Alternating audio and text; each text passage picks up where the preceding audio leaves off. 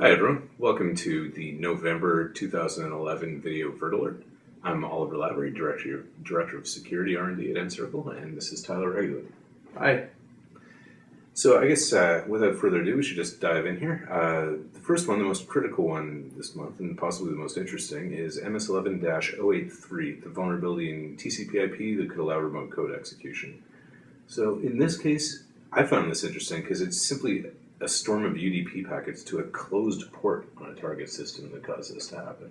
Yeah, I was less interested in it, primarily because of the sheer number of packets that you actually need to cause the counter rollover. Yeah, when we were talking about it before, you mentioned that, and it's not listed in the actual advisory that Microsoft's posted. No, but they have the Security Research and Defense blog has a blog post up on the actual likelihood of exploit. It seems highly unlikely. At least for remote code execution, but you could DOS still, right? I mean, yeah, there's still the possibility of DOS, so hopefully your border routers are blocking unsolicited traffic as much as possible. And that's one of the odd things, right, is this is actually tricky to know about or test for, because your border routers obviously block known ports that are going to be open, and it's easy to verify that, but it's a little harder to verify that ports that won't respond anyway have been blocked properly. Now, this is why for network admins, Cisco's deny any is there for a reason. Yeah, well, which is the right way to configure any firewall. Yeah, right? definitely. Frequently, people don't always follow the best practices. So the next one is MS11-085. Vulnerability in Windows Mail and Windows Meeting space could allow remote code execution. And this is another DLL, not injection, DLL preloading attack. Yeah. Yeah, it was. I actually shook my head a little bit when I saw it because I can't believe that.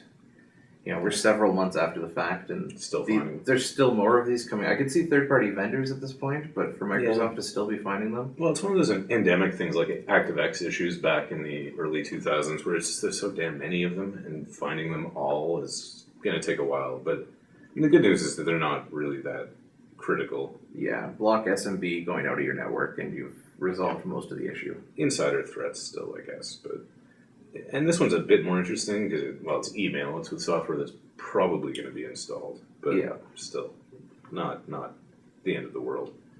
Which brings us to MS11-086. Vulnerability in AD could allow elevation of privilege. It was actually my favorite one this month. I would have classified this as most interesting. And it is authentication bypass when you're using LDAP over SSL. If the certificate has been revoked, they don't actually check the certificate revocation list. No, like everyone else. Yeah.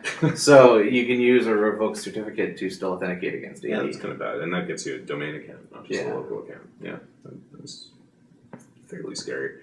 And then MS11-084, vulnerability in Windows kernel mode drivers could allow denial of service. And I think it's interesting to note that we were all kind of hoping that they'd patch the kernel vulnerability being used by Dooku, which is, critical infrastructure malware, SCADA malware, kind of based on Stuxnet. And they didn't actually. They did this one, which is unrelated. Yeah, I mean, it's similar, right? I think they're both true type. Yeah. I think that the Dooku one is a true type one as well. But yeah, this one's just denial of service when 32k says. Yeah, so not really a big deal. Well, all right. Thanks, Tyler. I think that's it for another month. Thank you. Thanks, everyone. Have a great night.